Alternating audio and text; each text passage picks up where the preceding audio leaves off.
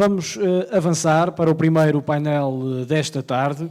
O orador é Fernando Franco, da equipa de Recursos e Tecnologias Educativas da Direção-Geral da Educação. A moderação é de Rui Duarte, diretor do Agrupamento de Escolas Afonso de Paiva.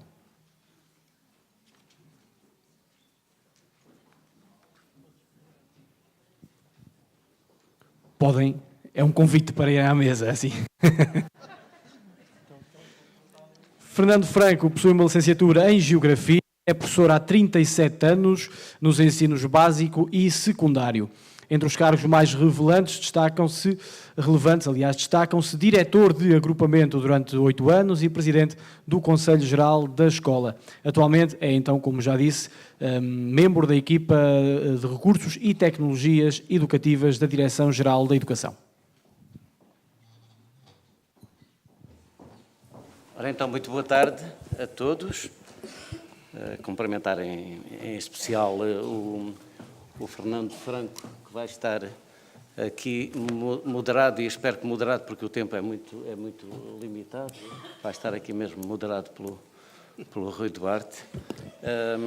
Cumprimentar todos os presentes, agradecer à organização o convite e o facto de me terem dado esta oportunidade para moderar este painel nos Encontros Educativos da Beira Baixa 2018. O Fernando Franco, como já foi dito, é membro da Direção-Geral de Educação, integra a equipa de Recursos e Tecnologias Educativas, ERT, mais conhecida. A temática deste painel, portanto, ambientes educativos inovadores, projetos da DGE.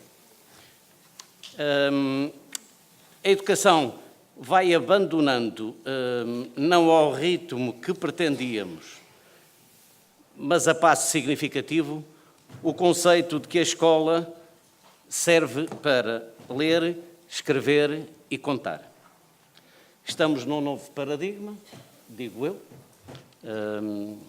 uns concordarão, outros não, que a aprendizagem e a educação estará no futuro, e penso que já muito no presente, centrada na comunicação, na colaboração, na criatividade e no pensamento criativo. Associada a esta nova cartilha estão os ambientes educativos inovadores, as novas salas de aula do futuro, de que muito queremos ouvir falar o Fernando. É sua a palavra, dizendo só à Assembleia que após a intervenção do Fernando Franco haverá 3 questões que poderão colocar. De certeza ele faz favor.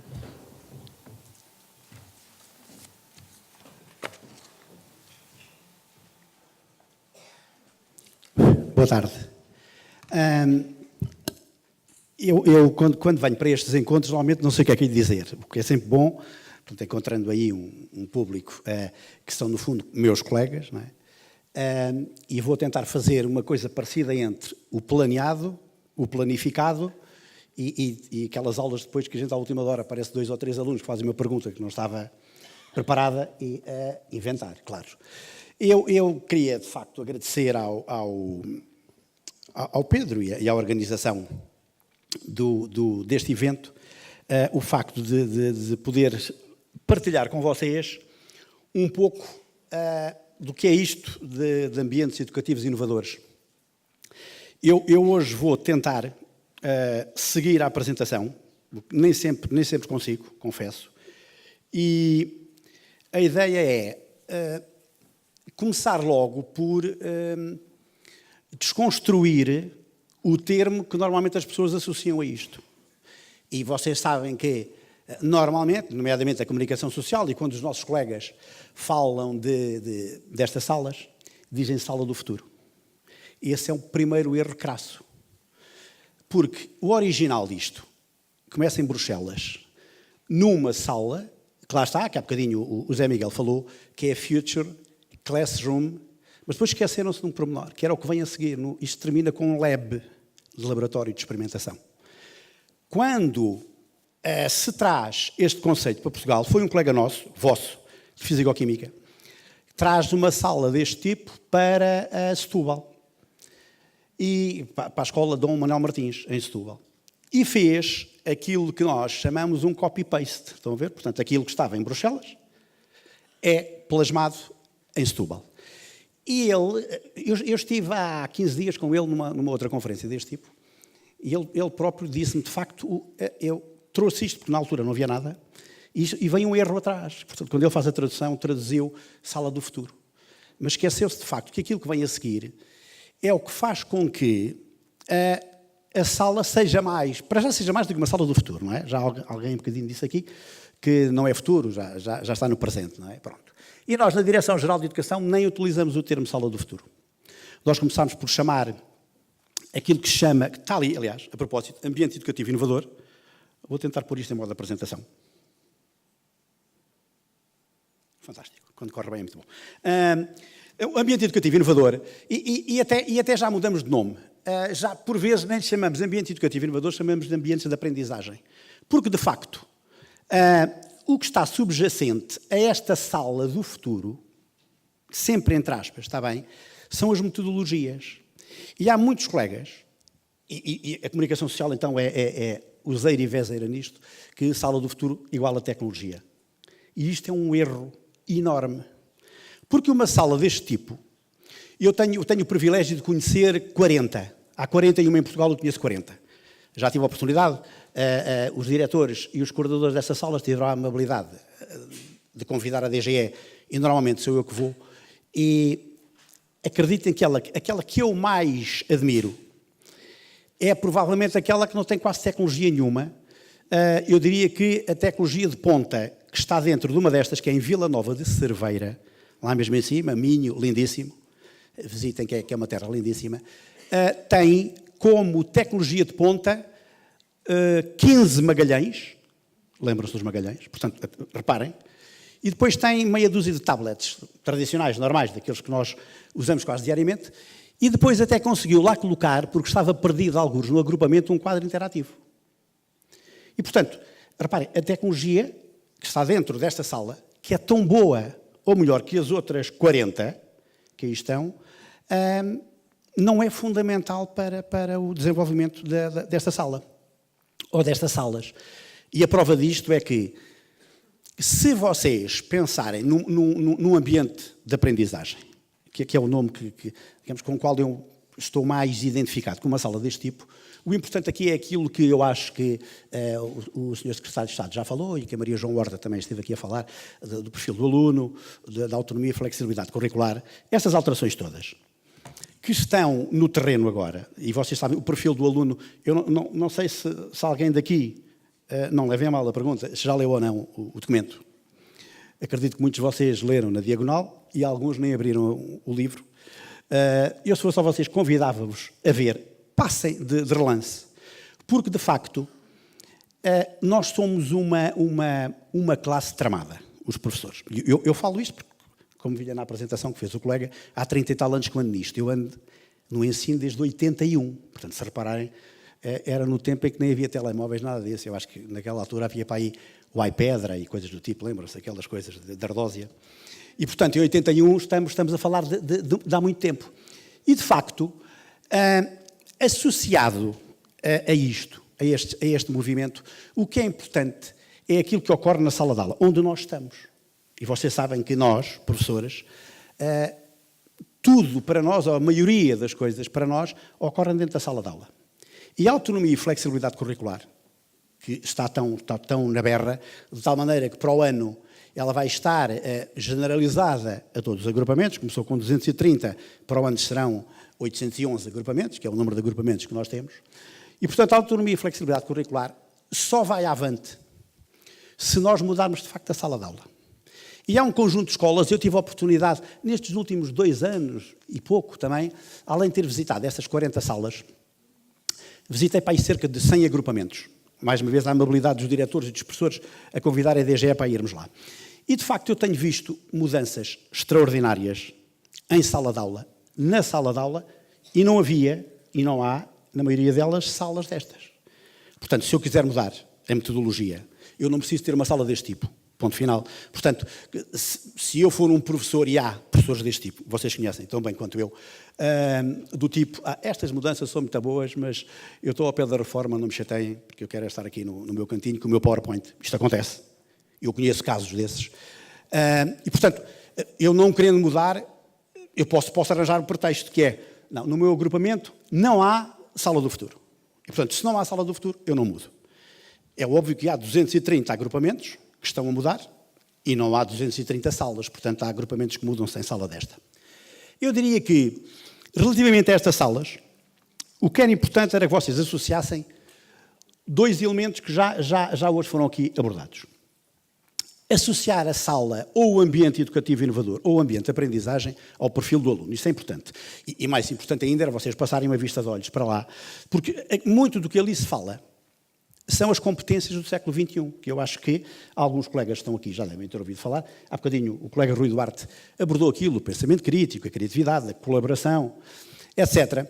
São tudo termos que, por muito que nós, professores, não liguemos àquilo, a classe dos professores, a nossa classe, a minha classe, é tal e qual como outras classes profissionais que estão aí fora, que é, vocês conhecem aquela curva de Gauss. Acho que já toda a gente conhece daquilo, não é? Neste lado da curva de Gauss está aquela malta que os diretores precisam na escola. É aquela malta que diz, pá, este diretor vem aqui com umas ideias, são para aí 6 ou 7 professores que estão ali que ajudam o diretor a mudar, aceitam as mudanças todas, são os primeiros, é a locomotiva da coisa. Depois, naquela zona do meio, a maior parte, conhecem, não é? São aqueles que dizem assim, bem, se isto funcionar ali para o Pedro, ou para a Maria, para o Manuel, eu vou tentar. E são os que estão lá em cima mais deste lado. Depois já estão lá em cima mais deste. Que é bem, pá, se tu tentares, porque o Pedro conseguiu, provavelmente, pá, eu vou ver se consigo mudar. E depois há aquela malta deste lado. Percentualmente andamos na casa dos 20%.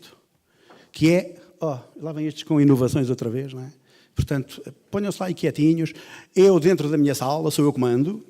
Eu faço as minhas planificações. Eu, entendem? E esquecem-se de um pormenor interessantíssimo, que é no perfil do aluno, um dos termos que lá está, é a colaboração. E vocês também sabem que, tão bem quanto eu, não estou a dizer barbaridades, porque há muito pouco tempo estava em sala de aula, e depois de sala de aula ainda estive 8 anos como diretor, e portanto, aquela conversa de sala de professores é, vou fazer o meu teste, deixa cá ver como é que isto corre. E é muito difícil haver partilha. Isto é o nosso, é o meu teste, percebem? E quanto mais sairmos deste paradigma do eu e passarmos para um nós, então nós conseguimos, dentro da sala de aula, depois implementar também aquilo que diz o perfil do aluno, que é uma das competências que os alunos têm que ter no século XXI, que é o nosso século, a propósito, é a colaboração. Portanto, vamos lá colaborar. Na autonomia e flexibilidade curricular, uma das formas de mudar é através mesmo da colaboração entre professores. Eu passando aqui uns diapositivos, alguém já falou isto hoje, do perfil do aluno. Se repararem, nós temos ali alguns conceitos. Ele é de base humanista, fala-se em aprendizagem, inclusão, coerência, flexibilidade, sustentabilidade, estabilidade. E isto são as áreas de competência que o perfil do aluno diz que nós devemos desenvolver nos alunos. Não é? Portanto, se devemos desenvolver nos alunos, eu acredito plenamente que eu não consigo desenvolver nos meus alunos se eu tiver dentro da minha aula, em contínuo, uma postura de sala de aula expositiva. Portanto, se eu estiver aqui, aquilo que eu estou a fazer agora, se eu estiver na minha sala de aula, no meu espaço, aquele espaço que nós, professores, sentimos-nos muito bem, que é a nossa secretária, e sentamos e tiramos a nossa tralha toda e tal, e se formos um bocado mais coisa, até temos ali um PowerPoint e uma apresentação muito engraçada. Se tivermos isto, nós estamos na zona de conforto. O problema é que aquelas 30 pessoas estão ali à nossa frente, não é? 30 no caso, 25 noutros, 20 e tal, não nos vão ouvir. Por muito que vocês digam que os alunos... na minha sala, isto é muita conversa de sala de professores, que eu ouvia também. Eu era daqueles diretores que quando tocava para o intervalo ia para a sala dos professores. Porque eu, por norma, gosto de falar, percebem? Custa-me estar calado. Vocês vão reparar daqui a bocadinho que vão mandar calar. E esta conversa é muito típica de... os meus alunos comigo estão com muita atenção. O professor, se pensar um bocadinho e se olhar para os olhinhos, nós somos a classe, provavelmente, que melhor conhece as pessoas. Porque nós estamos habituados a estar com 30, 20, 25, não é? E, portanto, nós também temos a noção de quando é que estamos, desculpe o termo, a aldrabar a nós mesmos. Porque quando nós dizemos que, na minha sala eles estão todos com muita atenção, eles estão com muita atenção durante para aí 10, 15 minutos. Está provado, através de alguns estudos, feitos por algumas universidades, que, de facto, a atenção só está, de qualquer ser humano, vossa também, só está para aí nos primeiros 10, 15 minutos, é quando nós conseguimos absorver 40% daquilo que é dito. A partir daí, nós fingimos que estamos com atenção. Se formos expertos na matéria, eu até consigo fingir de tal maneira que o meu professor sabe que eu estou com atenção, mas não estou.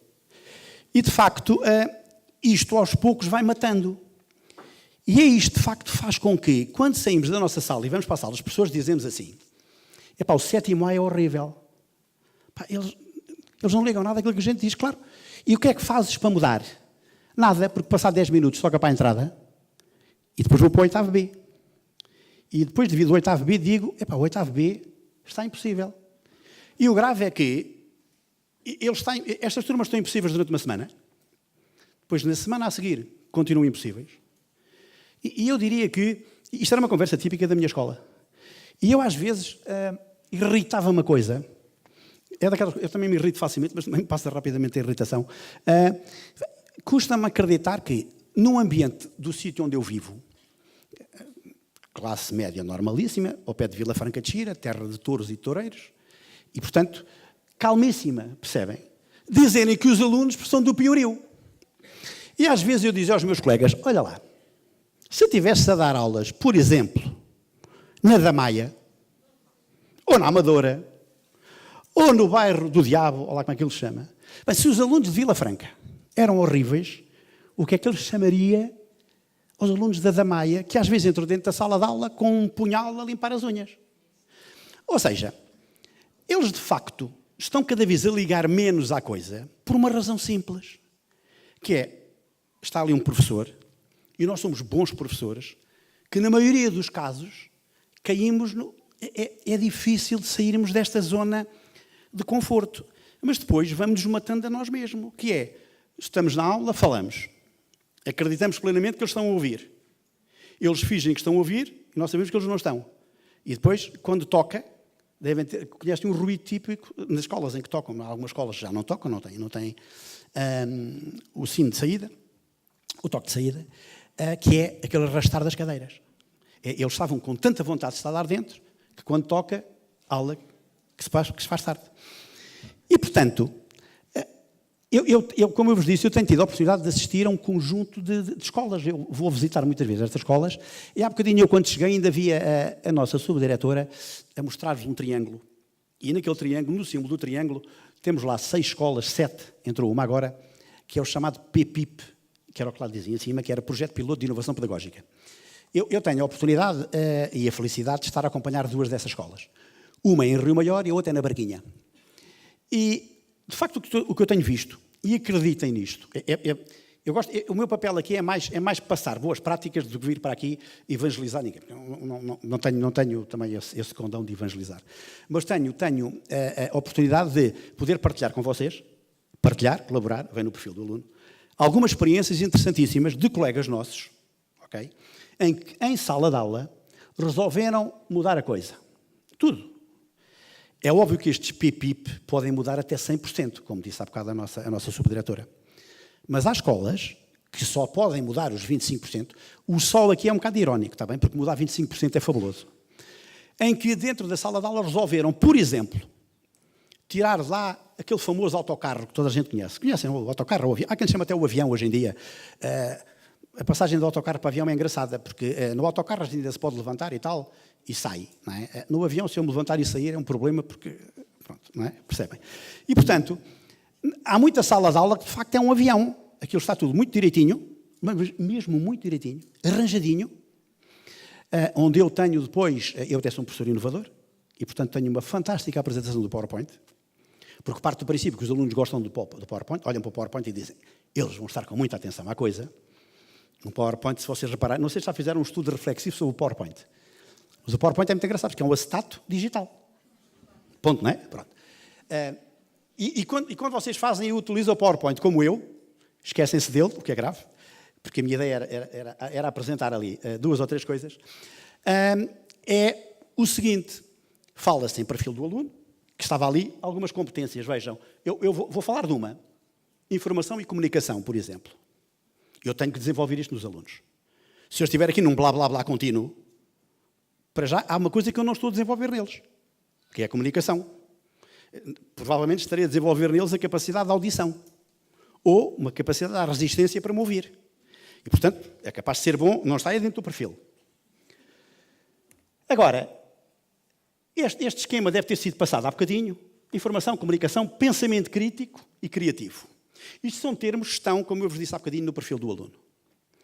E são termos que pretendemos, competências que pretendemos desenvolver nos alunos propriamente dito.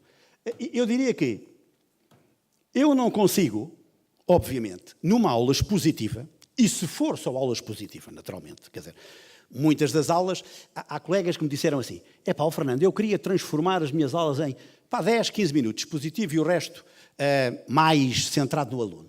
Ok, parece-me bem, porque eu não vejo nada contra. Também, tal como não vejo nada contra, em alguns momentos, ser mais expositivo do que os alunos estarem a trabalhar, porque a apresentação de um tema necessita sempre de alguma exposição. Agora, uma coisa é eu estar a apresentar um trabalho e durante um determinado tempo fazer uma exposição. A outra é continuamente estar em exposição. Estamos a fazer uma coisa que todos vocês sabem que é quando chegam ao intervalo, começamos a arruinar a garganta, que é o nosso maior instrumento, não é? Porque estar em contínuo nisto que eu estou a fazer é, de facto, esmagador em termos de cansaço. E, portanto, ninguém leva à reflexão numa aula expositiva, ou muito pouco. Se eu der um tema aos alunos para desenvolver, para refletirem, provavelmente. Depois, o que é que estes ambientes educativos inovadores podem ajudar na autonomia e flexibilidade curricular? Devemos ter falado das aprendizagens essenciais. Devemos ter falado vamos desenvolver competências, cidadania ativa, trabalho de projeto. E não sei se apresentar-vos este desenho ou não, mas isto é um bom exemplo de como é que eu posso alterar a sala de aula, propriamente dita. Reparem, o primeiro à esquerda é muito engraçado, já viram? Basta olhar, diferenciação pedagógica. Este é particularmente engraçado, se vocês repararem, o primeiro mesmo à esquerda. Estão a ver? Ok, vamos lá fazer uma diferenciação pedagógica. Claro, 3 caixotes do mesmo tamanho, o desgraçado do puto mais pequeno não vê nada. É claro que, para situações diferentes, e há bocadinho houve alguém que falou isso, acho que foi o Zé Miguel, que tinha dito, nós de facto devemos promover alguma diferenciação, e no vídeo que ele também mostrou, aquele indivíduo também dizia que eu não posso pôr os peixes a subir às árvores, ou um elefante a subir às árvores. Quer dizer, se eu puser um macaco tem toda a lógica. Ora, o elefante provavelmente vou tentar que ele arranque a árvore. O peixe vou tentar não sei o quê. E no fundo, nós temos ali 30 alunos e fazemos muito na base do que acontecia para aí no século XVIII. E eu acho que alguém tem ideia porque é que as aulas são como são hoje em dia? E eram há 100 anos atrás e há 200? Tem ideia? O que é que está na base desse tipo de sala de aula? Não sei se algum de vocês já... O problema é quando nós chegamos... Eu lembro quando cheguei à escola, em 81. A primeira coisa que eu vi foi assim: olha, Fernando, viva, prazer. Eu sou professor de Geografia, a propósito. E então fui ter com a coordenadora, na altura, e disse-me assim: olha, Fernando, 2 ou 3 coisas que convém que tu saibas. Eu estava com habilitação suficiente ainda na altura, porque nós podíamos dar com habilitação suficiente. E diz-me ela assim: olha, temos que fazer 2 testes por período. Fernando Franco, 21 anos, 2 testes por período. Ok. Está registado. E olha que tens de blá, blá, blá, blá. Estão a ver? Aquela história toda. E aquilo entranhou. E se repararem, 36 anos depois, eu vou a muitas escolas onde se faz o quê? 2 testes por período.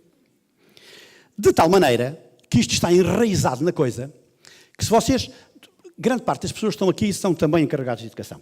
É esta a nossa vocação. Nós somos professores e também encarregados de educação. E quando nós despimos o papel do professor, não é? E passamos para o papel de encarregado de educação, fazemos muito aquilo que é assim: olha, ó filho ou à filha, já tens testes marcados? E depois, olha, os professores já marcaram os testes? E sabem que há aqueles colegas que no primeiro dia de aulas dizem: vou já marcar os testes todos, para ver se não vem nenhum a marcar nos dias que eu quero. E, portanto, marcam logo todos. E nós, como encarregados de educação, perguntamos isto, não é? E se tivermos com um bocado de atenção e seguirmos o nosso educando, também lhe perguntamos: olha, daqui a 2 dias tens teste. Já estás para o teste. E no dia a seguir, o dia antes do teste, amanhã tens teste. E isto é uma doença, isto é obsessivo. E depois, vem o dia do teste. Se for como a minha filha, aquela pergunta que a seguir vem é, ela chega, Carol, correu bem o teste? Também fazemos isto. E ela, olha, não quer conversa? Até receber. Ok, não há conversa até receber. Mas como eu estou com atenção à coisa, e até sigo a minha educanda, passado uma semana pergunto, Carol, já recebeste o teste? É verdade, vocês fazem isto, a não ser que, ok, deem-lhe autonomia, não é? E depois o que é que acontece?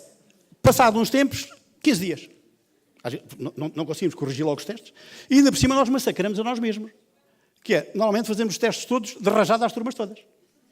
E depois queixamos-nos, tenho 300 testes para corrigir. Claro, então foste lá, marcaste todos à mesma altura, agora tens que comer com os 300 testes. E isto porquê? Porque há 2 testes por período. E depois ela chega à casa, olha o teste, correu bem? Tive X. Muito bem. E reparem, isto é sucessivo. Há algumas escolas, e se vocês testarem isto, vão ver o que acontece. Eu tive a oportunidade, aqui há uns tempos, ter estado em serviço da DGE, conhecido uma senhora que chama-se Maria Acaso. É mesmo, foi um acaso de eu ter conhecido, mas ela também chama Maria Acaso de facto. É uma senhora que pensa a educação, é altamente inovadora, é espanhola, altamente inovadora, e é de artes, que é um dos grupos onde mais facilmente eu consigo implementar o perfil do aluno, porque a criatividade e tal, etc., está nas artes. Quer dizer, um professor de artes, obviamente, que desenvolve isso nos alunos. O de matemática tem sempre aquela coisa de dizer, eu na matemática não consigo. Por acaso até se consegue, mas pronto. Isso dava pano para mangas. E então a Maria Acaso dizia uma coisa, que o que acontece na escola, eu vou utilizar 2 ou 3 termos mais ou menos escatológicos, mas não leve a mal, ela chama de a escola sofre de bulimia educativa. E toda a gente sabe ver o que é que isto é, a bulimia educativa, não é? É o quê? Os alunos, nós somos culpados, somos professores. Olha, a primeira pergunta que os alunos fazem é, setor, qual é a matéria para o teste? E nós aí puxamos dos galões, somos professores. Da página tanto à página tanto. O manual, o sacrosanto manual, que toda a gente segue. Só um pormenor, o manual é uma visão de um tipo. Eu sei porque eu escrevi o manual. De TIC. E, portanto, era a minha visão. Era certo ou não? Era a minha. Mas, entretanto, passa a publicidade. A Porto Editora tem 10 manuais para disciplina X. E 8 manuais para aquela. Bem, então temos várias visões dentro da mesma editora, por exemplo. Um manual. E há quem não tenha o manual. E, sem manual não sei fazer nada. E o mais engraçado é que nós, não precisamos de adotar manual nenhum. Ponto. Se dissermos à Direção-Geral de Educação que estamos a fazer um projeto e que não precisamos de manual, não precisamos de adotar. Mas vocês depois aí têm um problema, que são os encarregados de educação. Qual é o manual? Também é normal. O que é que os encarregados de educação foram formatados? Nós e eles. Os 2 testes por período. E estão a ver esta coisa. E o que é a bulimia educativa? É tão simples como aquele exemplo que eu ia-vos dar há bocadinho. Vem o teste, estudo para o teste. Ou, se quiser, na linguagem de disputos, marramos para o teste. No dia do teste, vomitamos. É a bulimia educativa. E depois, passado 15 dias, se voltarmos a fazer o mesmo teste aos putos, é a ruína. Por isso é que eles têm um pavor enorme. Eu sou otimista. Por isso é que eles têm um pavor enorme às provas globais. Porque setor, mas a prova global sai tudo, sai. Oh meu Deus, que ruína, vou ter que outra vez, durante 2 dias antes do teste, estudar aquilo tudo. E depois é, papá, tens que me acordar às 5 da manhã. Vai dormir, às 5 da manhã estou a dormir. Estudas para trás, se quiseres. E nós entramos muito neste ritmo. E este ritmo mata-nos a nós, porque andamos nesta sequência. Nós andamos nesta sequência há 20 e tal anos. E o grave, e ao mesmo tempo o bom, é que nós estamos numa fase, se vocês quiserem, nós podemos mudar a coisa. Eu conheço professores, e é isso que eu gosto de partilhar com vocês, que há muito que deixaram de fazer aulas expositivas. Há muito. E dentro da sala de aula, há muito que as secretárias deixaram de estar como estavam. Deixaram, pura e simplesmente. E depois dizem assim, mas os alunos aprendem. Aprendem, e mais que os outros. Nós temos em Rio Maior 2 escolas. Uma que está no PIP, a tal que resolveram... Eu sigo uma delas, aquilo é muito engraçado, que eles disseram assim, olha, Fernando, nós queremos acabar com os 3 períodos letivos. E eu, porreiro, boa ideia, escrevi. E depois, a quem é que isto teve que ir? Ao Diretor-Geral, e o Sr. Diretor-Geral mandou para o Sr. Secretário de Estado, e o Sr. Secretário de Estado, bem, isto é legal, passa a ser legal para aquelas escolas.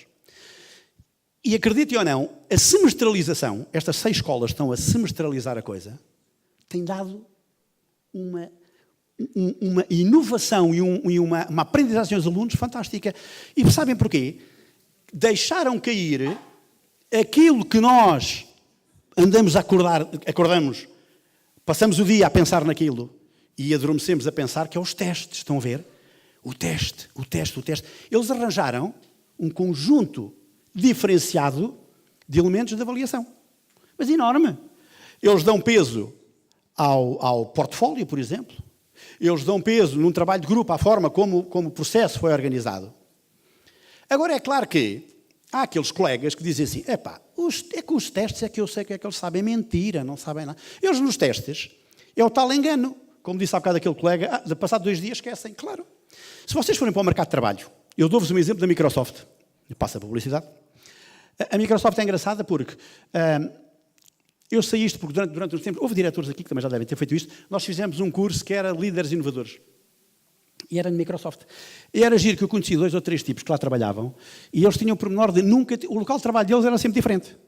Eles um dia chegavam, iam para o primeiro andar, com o computador, e no outro dia, hoje não vou para aquela sala, vou para aquela. E, portanto, esta capacidade que eles tinham de se adaptar e de desenvolver as coisas, no fundo era quase como que desmaterializar o tradicional escritório. Porque no escritório, a gente olha para os escritórios, quando aquilo é muito bem organizadinho, não é? Vejam as vossas secretarias, que estão todas aquelas secretárias todas, estão a ver? A senhora dos ordenados, dos dinheiros, não sei o quê, dos professores daquilo. Tudo muito direitinho. A Microsoft desmantelou aquilo tudo. O que muitos colegas estão a fazer é desmantelar uma sala de aula. E depois aqui dá uma coisa engraçada, que é, eu desmantelo a minha sala. E vem o professor a seguir, que diz assim, o Franco é horrível. Desarrumou uma sala toda. Isto dá uma discussão danada. Mas fui eu que desarrumei ou a dele é que está desarrumada? Isto que eu vos estou a contar é uma história verdadeira que ocorreu comigo enquanto diretor. Que era, havia uma colega de filosofia, virava aquilo do avesso. Ok? E a seguir, vinha uma colega de português, que desancava na minha Isabel, que era a minha colega de filosofia. E volta não volta, pumba, vinha-me a bater à porta, esta colega de português. Olha, o Fernando, a não sei o quê, mexeu-me naquilo, e eu, quando estava com paciência, até ele dizia, olha, Isabel, eu depois falo com ela. Um dia, entrou dentro da direção, eu estava a fazer uma coisa altamente inovadora, que os meus colegas diretores sabem, que era uma agregação de compras, ou de papel higiênico, ou de papel, uma coisa assim, não, é criativo. E estava com a minha chefe da secretaria, e chega-me esta colega a dizer assim, olha, Fernando, a não sei quem mudou uma sala outra vez. No momento em que eu estava a fazer um trabalho criativo, lindo, que era aquilo que eu mais adorava. Dei-lhe uma corrida, como devem calcular. Nunca mais me resolve. Reparem, como é que alguém vai chatear outro alguém porque a sala estava desarmada? E o que ele disse foi assim, arruma a sala como tu quiseres, não me chateias. Vai. Isto foi o toque para ele ter percebido e dizer assim, bem, provavelmente eu vou ter que dar as aulas no desarrumado.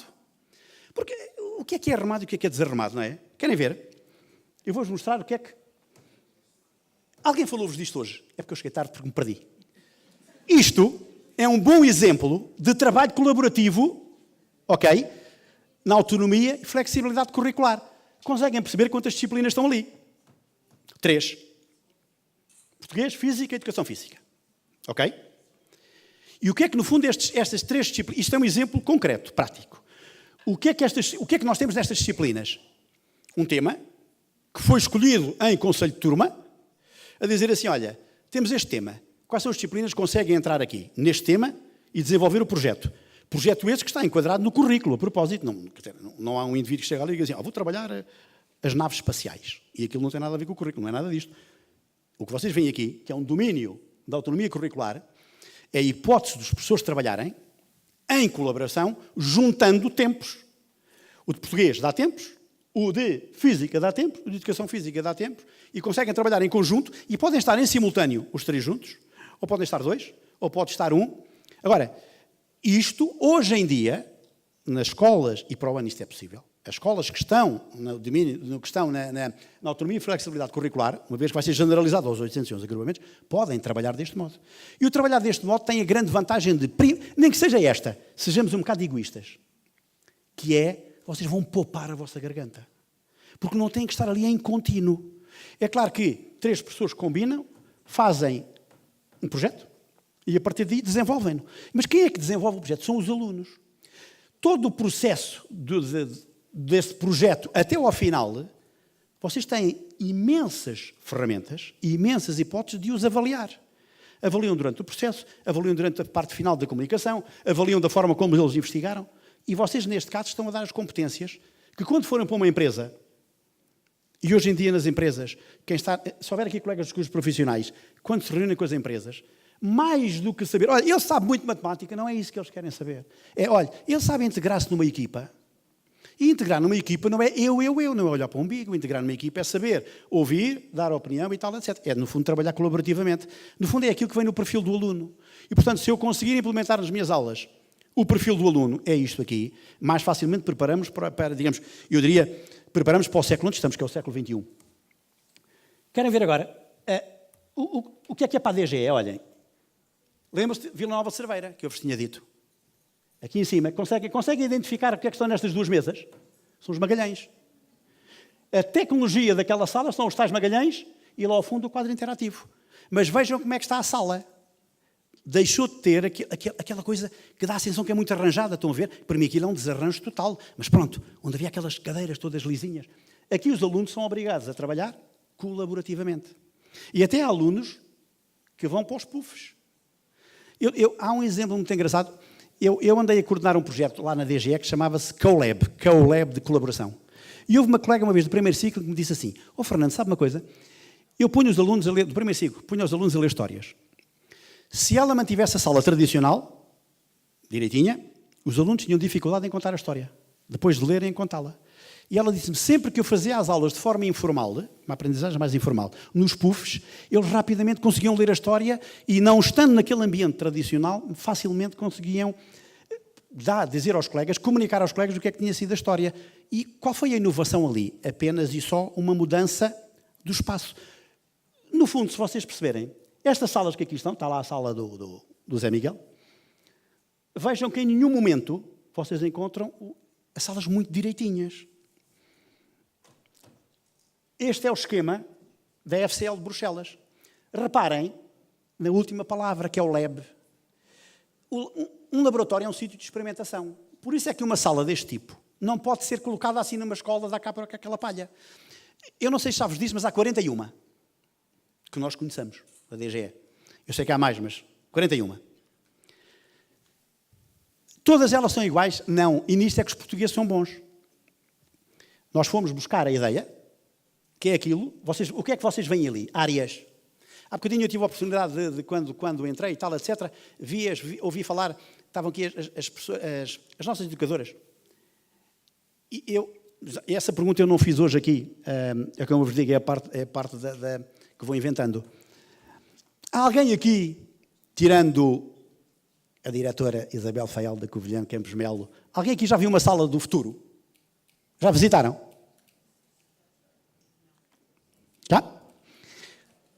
Tão pouca gente, a sério.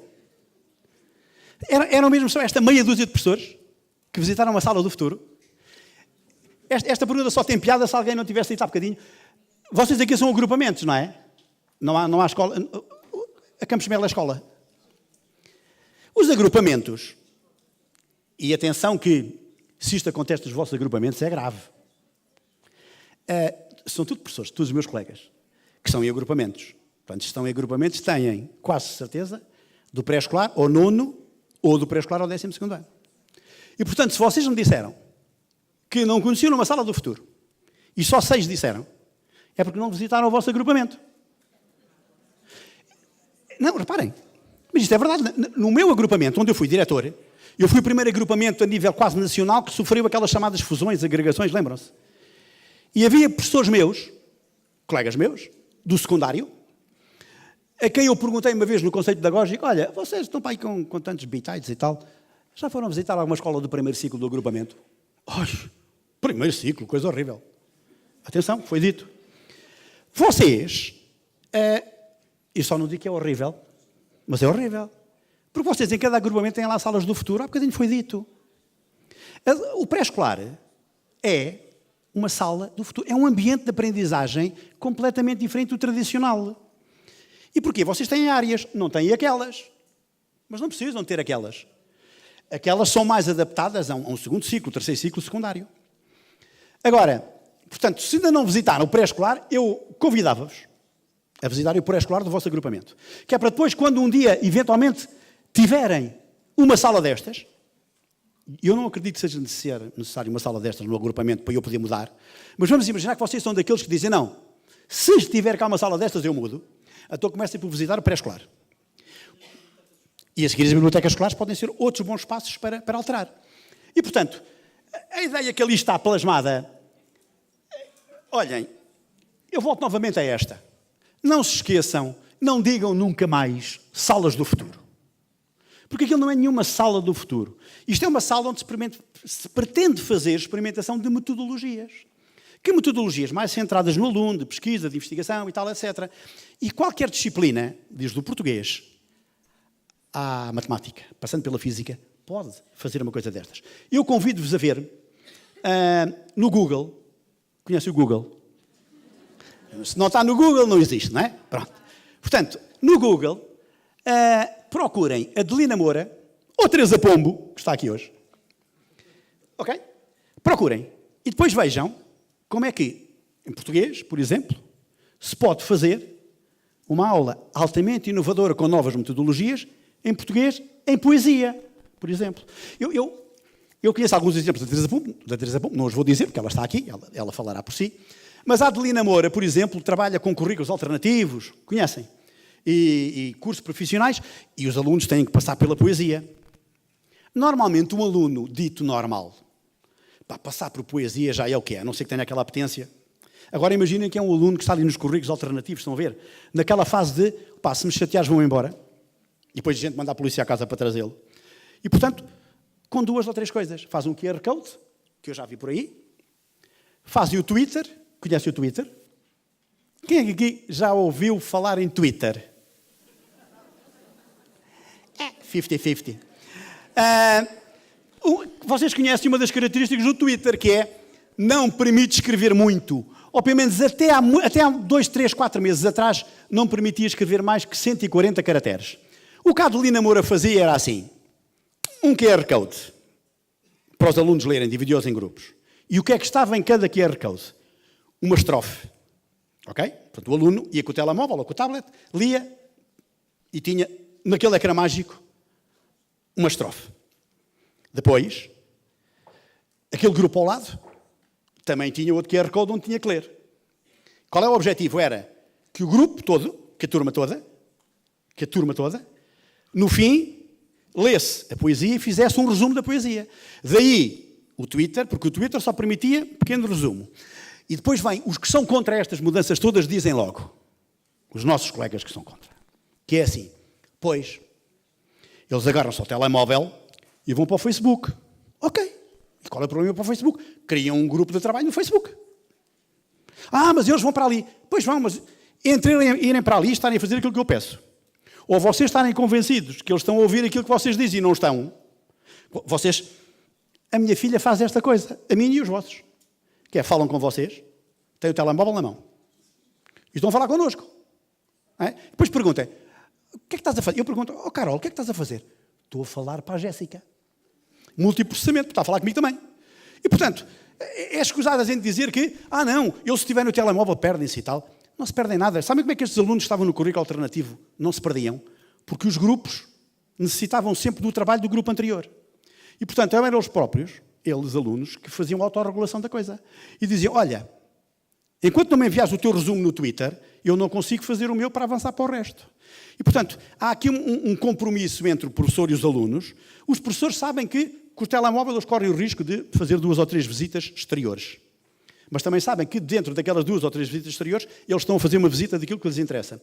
E, portanto, quando nós dizemos que o telemóvel não sei quê, não, tirar um telemóvel de uma sala de aula é pura e simplesmente ir contra a inovação, vocês sabem.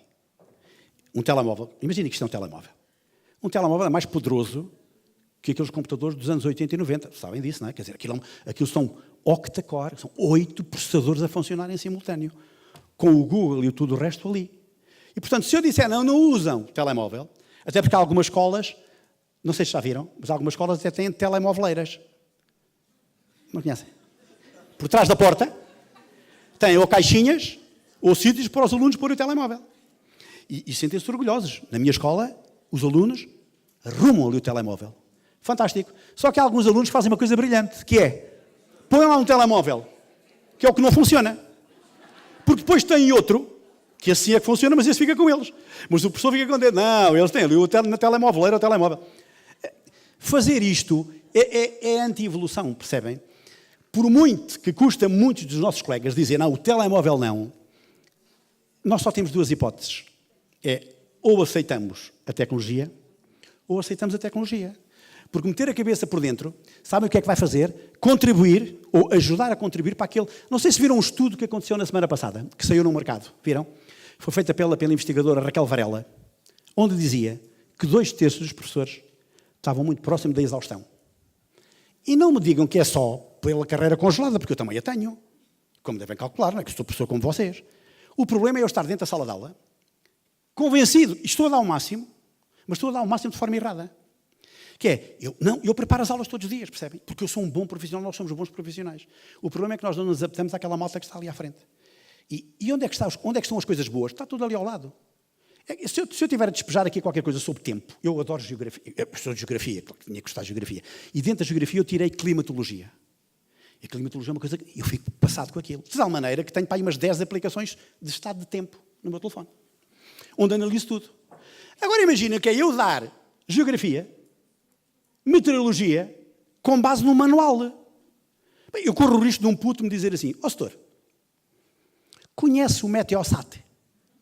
É uma aplicação, sabe? Não, vem lá tudo. O senhor está-me a dizer que isto assim, mas eu aqui até vejo como é que aproxima-se a frente fria ou a frente quente ou a alta pressão. Quer dizer, então eu não vou aproveitar aquilo e vou ligar àquele manual que é uma coisa estática. É claro que nenhum aluno abre aquilo. Ou então abre. E nós, abram lá na página 18. E eles, página 18.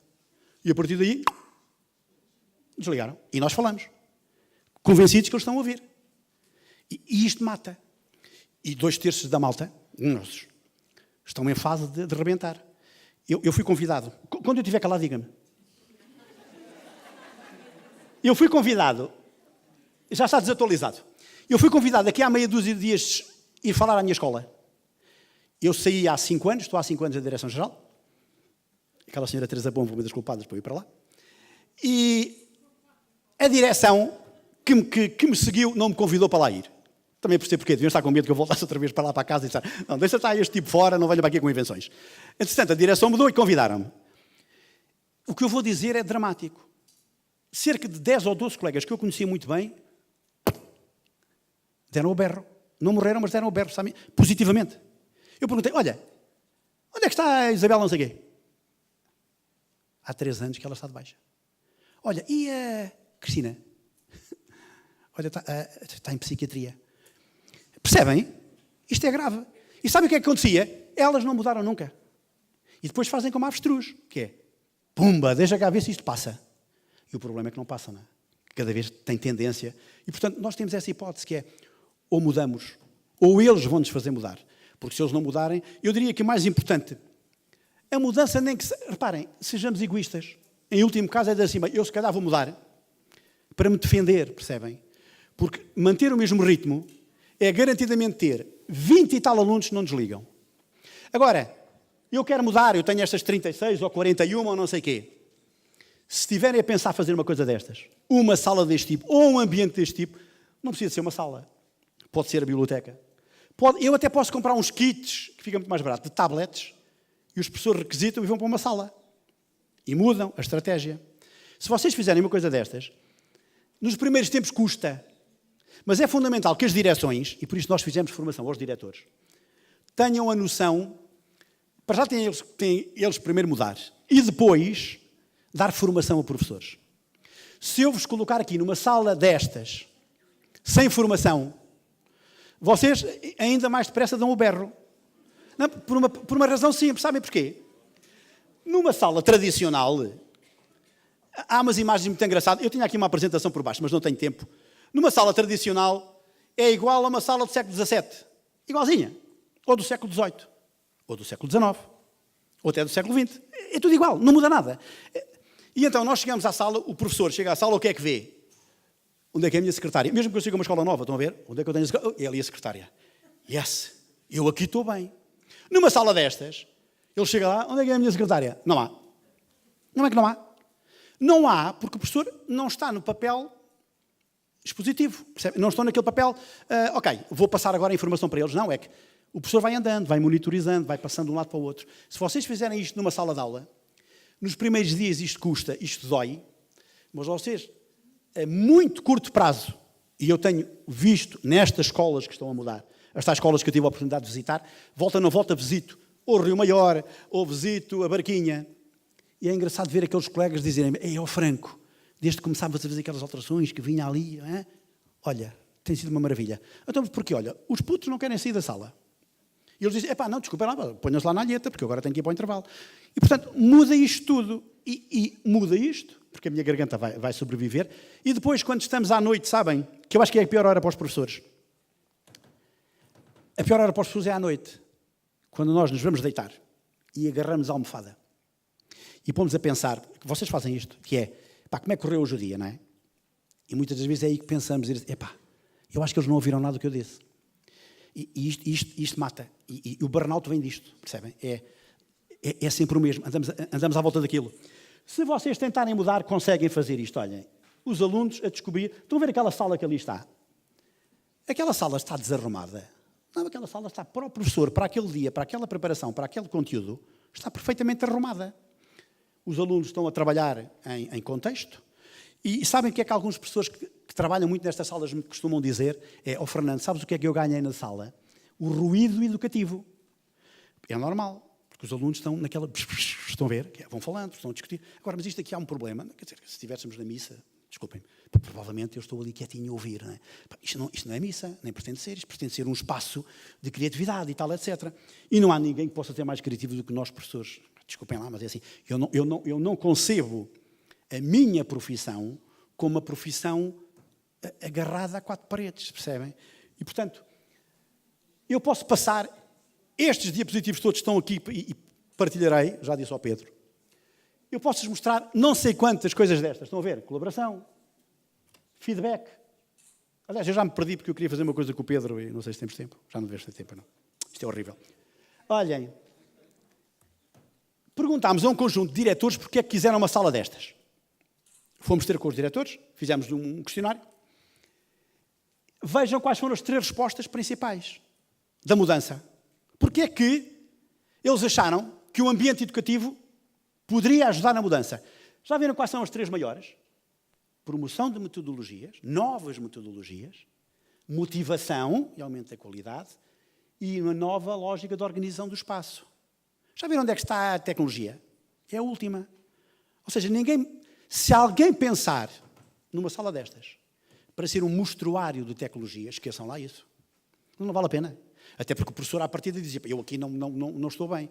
Agora, uma sala não deve ser para isso. Uma sala deve ser para aquilo que estes 3 colegas diretores, 23, 24 diretores e coordenadores de sala disseram. O que é que se pretende numa sala destas? É mudar a metodologia, etc, etc. Agora, eu consigo mudar isto tudo sem uma sala destas perfeitamente. Há escolas que eu visitei que estão a mudar e não têm estas salas. Eu diria que é uma oportunidade única. Vejam algumas metodologias que se trabalham, trabalho de projeto, até aquilo que a Teresa Pombo também é uma expert, Game-Based Learning, trabalhar a gamificação. É perfeito para os alunos, é uma motivação, é uma das tendências da educação. Portanto, eu acho que não deveriam se esquecer. Depois nós, DGE, já foi dito hoje, a nossa subdiretora já disse, que não há dinheiro para... Né? E sabem porque é que esta... Isto são alguns slides que eu vou passando devagarinho. Vocês sabem porque é que esta Já. Agora é que eu estou com 1 hora a propósito. Vocês sabem porque é que isto é importante, digamos, estes ambientes educativos inovadores? Porque não foi a DGE que disse façam estas salas. As 41 salas que existem foram as escolas que decidiram avançar com salas destas. Está ali a diretora Isabel Faiel de Campos Melo, que pode validar isto. Ou seja, a escola achou que era importante ter. Vamos lá dar formação e tal, etc. Se isto fosse imposto pelo Ministério da Educação, não ia a lado nenhum. As imposições não dá. E pronto, olhem, as nossas embaixadoras que conseguem ir ao terreno, se vocês assim quiserem, para dar formação. Muita formação que foi feita. Não sei se já ouviram falar em MOOCs. Se forem ao site da ert.dge.mec.pt, vocês encontram lá esta informação toda. A informação dos MOOCs está lá toda. Portanto, os MOOCs já acabaram, mas os recursos educativos digitais, como disse há bocadinho a Maria João Horta, estão lá. São cursos em português. Reparem, muita gente, tecnologia, espaço, pedagogia. E nesta apresentação que eu depois aqui deixo, estão ali umas apresentações mais pormenorizadas que eu fiz e que também partilho com vocês. Aquele é o e-mail onde me podem moer, que eu tenho prazer, ou então o e-mail de cima, que é o da ERT, e como diz o slide, obrigadíssimo.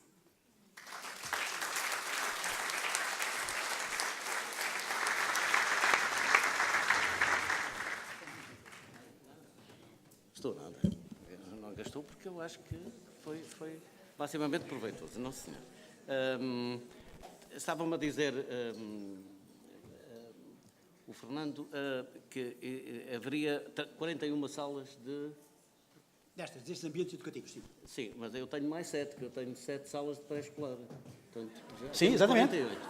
Não, Agora, de facto, é interessante, é verdade. Se os meus colegas falassem das salas de pré-escolar que têm, portanto, teríamos muito mais salas neste momento. Está aberta a discussão para qualquer questão que queiram colocar ao Fernando. O efeito de uma aula expositiva é esta. Não, é que esse aqui tem que beber água. E se eu tiver numa metodologia mais ativa, até perco a barriga. Estão a ver? Se eu estiver a andar em contínuo, eu na DGE ganhei alguns quilos a mais, infelizmente. Porque passamos muita vida sentados, estão a ver? Então, questões? Não há? Então não há. Fernando, estarão efetivamente as nossas escolas preparadas, as nossas escolas, os nossos agrupamentos para estes novos ambientes de aprendizagem? Estamos preparados para a mudança, assim muito brevemente. Foram feitas escolas novas há tão pouco tempo, os espaços são em termos de espaço, sala de aula, são inferiores às escolas antigas, em termos de espaço anterior, portanto, houve aqui alguma preocupação em não criar novos ambientes de aprendizagem, ou foi malvadez, ou conseguimos depois, com a diminuição dos alunos, criar aqui condições nas nossas escolas para estes novos ambientes de aprendizagem e não salas de aula do futuro? Eu posso responder de 2 modos. Primeiro vou responder o modo para chatear a minha classe, que é assim, as escolas, um resumo histórico de 30 segundos, a minha escola foi intervencionada pela Parque Escolar, enquanto eu fui diretor. E eu fiz questão da Parque Escolar perceber que eu era um diretor, desculpe o termo, chato para caraças. E, portanto, quando eles puseram com invenções, os arquitetos, qual é a ideia deles? Arquitetos. O que é que eles conhecem de escola? 0. Ponto. Os arquitetos são muito bons, de facto, na geometria descritiva e tal, etc. Okay? E no desenho de espaços, mas deveriam fazer aquilo que fez a Itália. A Itália juntou arquitetos às escolas e disse, bem, vamos lá discutir que escolas é que queremos.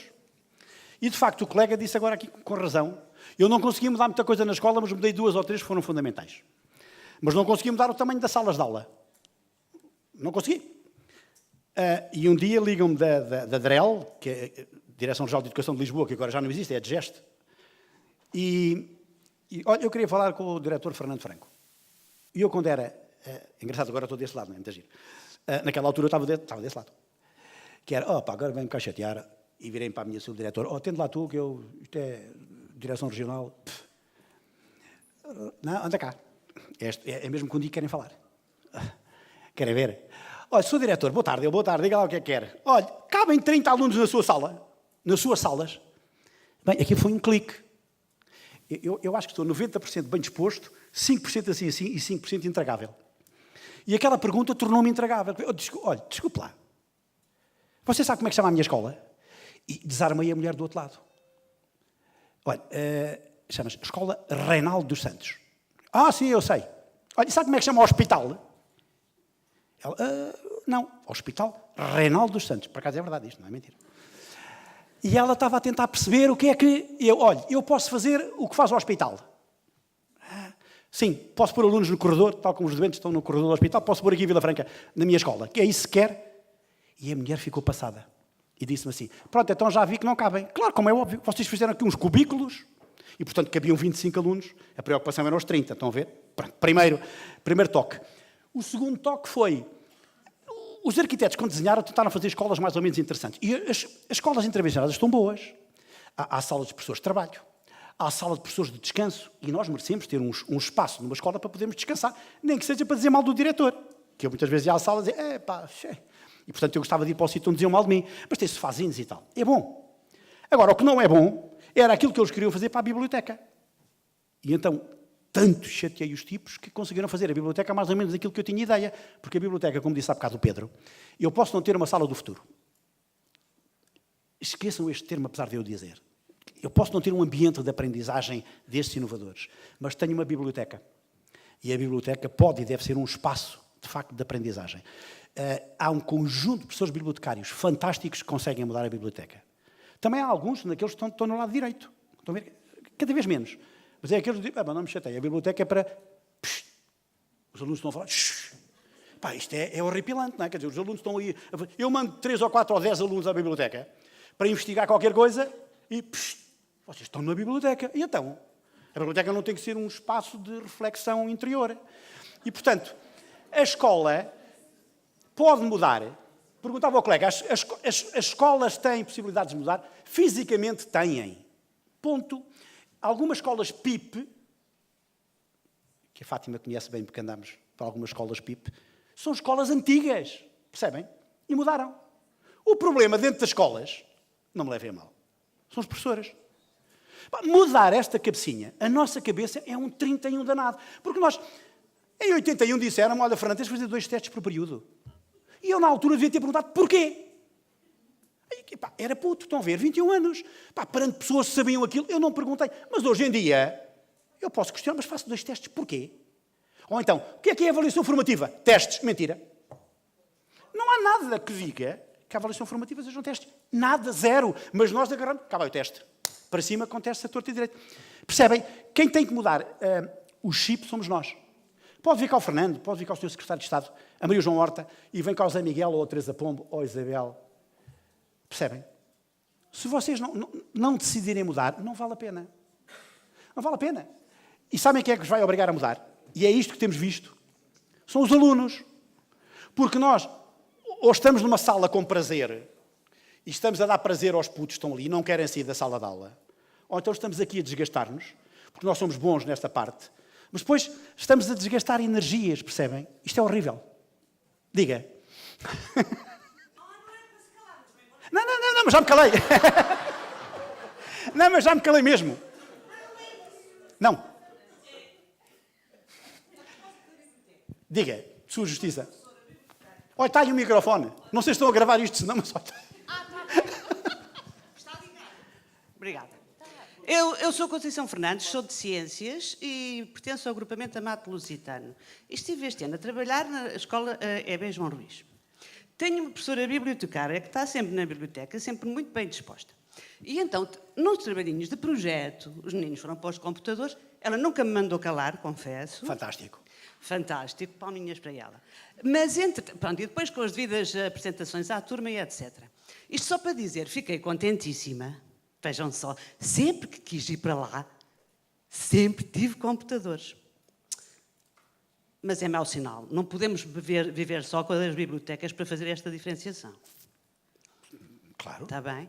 Portanto, é verdade, a nossa colega há bocado de manhã disse que para realmente flexibilizar não é preciso, no fundo, umas salas de topo de gama.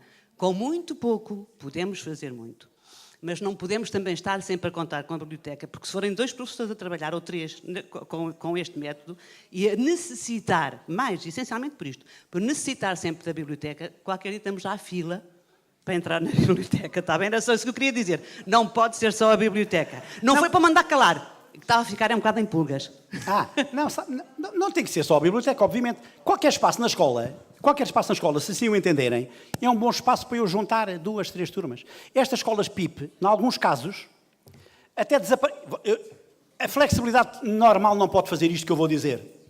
Mas eu e a Fátima Mendes, que está aqui à frente, andámos a correr algumas escolas, em que nestas PIP o conceito de turma desapareceu. Funciona como ano. Estão a ver? E é claro que isto é um passo muito grande à frente. Mas eu consigo ter 3, 4, 5 pessoas a trabalhar em conjunto, desde que eu saiba trabalhar colaborativamente. Portanto, tenho que mudar o chip. Agora, mudar o chip aos professores não é fácil, porque depois dizemos sempre, estamos a fazer um trabalho-projeto. Agora, vou fazer um teste disto. Pronto, lá entra outra vez o teste. Estão a ver a ideia? Não, quer dizer, se é um trabalho-projeto, não tem que ter teste. Tem que ter muitas formas de avaliação, porque há N formas de avaliação em que eu sei como é que os alunos aprendem. Que isto me interessa, não é? O que interessa é o que é que eles aprenderam e não o que é que eu despejei. E pronto, e é mais ou menos isto. Mas não é só a biblioteca, mas também é.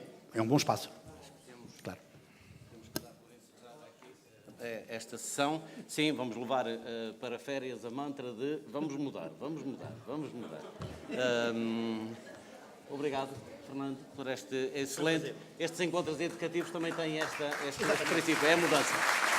Obrigado.